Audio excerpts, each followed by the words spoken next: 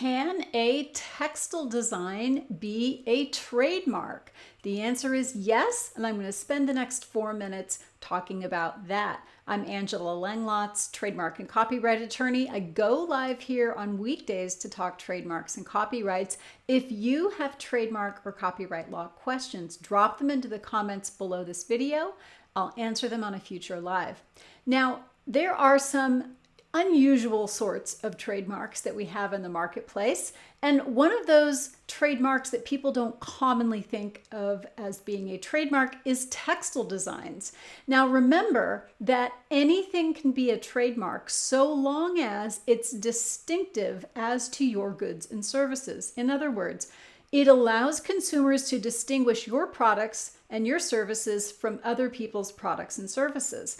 So yes, we can use textile designs as a trademark so long as they have acquired distinctiveness. Now, acquired distinctiveness means that when the consumer sees that textile pattern, they associate it with a certain company. And there are some very famous textile patterns that we as consumers have come to recognize. In other words, those products, those textiles have acquired distinctiveness in the marketplace.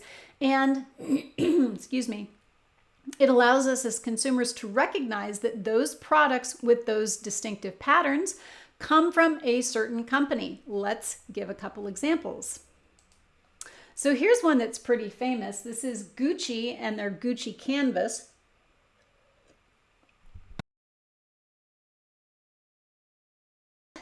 You can see it's got this, it's got these not interlocking, but side-by-side G's.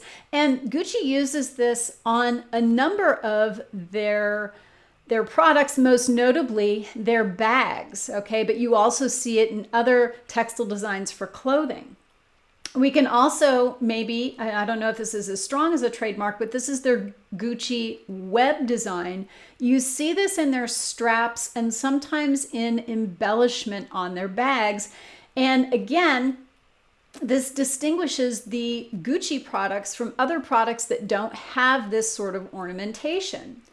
Another famous one is this, Louis Vuitton. It's very famous and it's very much counterfeited, so maybe it's losing a little bit of its cachet, but this is their Louis Vuitton monogram canvas, and it's very famous with these little floral designs and the interlocking L and V.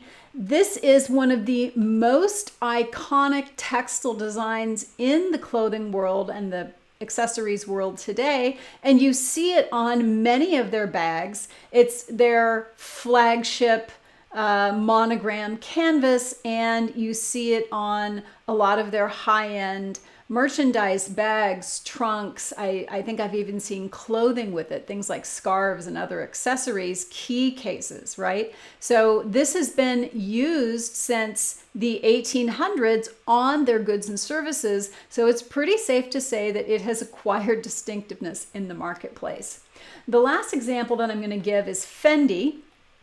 I couldn't find their canvas, just a photograph of the canvas itself. So I'm showing this on a bag. Now this bag has the Fendi canvas design on the outside, this monogram design with the F, right? The sort of interlocking Fs.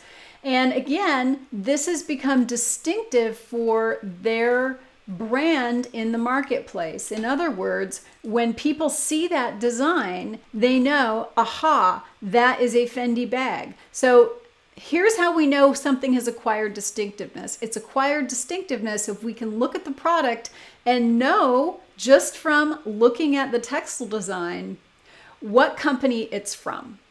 So if you have any questions about trademark law, copyright law, or anything else, drop them to the comments below.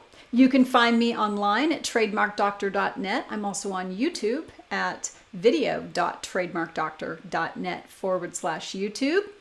You can also find me on Facebook. I've got a page there, facebook.com/TrademarkDoctor.